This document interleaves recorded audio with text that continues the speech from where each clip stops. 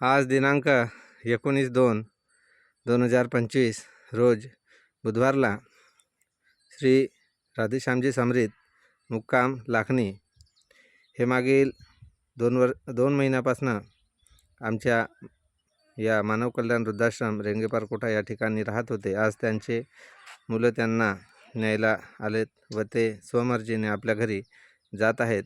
तर या प्रसंगी त्यांना सर्व वृद्धाश्रमातील वृद्धांनी निरोप दिला। सर्वांनी त्यांचं पुन्हा एकदा अभिनंदन केलं की ते स्वगृही परतले। सर्वांनी टाळ्या वाजवून त्यांचं स्वागत केलं। त्यांना निराधार झाले होते, पोरके झाले होते, परंतु परत त्यांना त्यांचं कुटुंब मिळालेलं आहे। याबद्दल देवाचे खूप खूप आभार की त्यांच्या कुटुंबियांनी परत त्यांना सामावून घेतलं।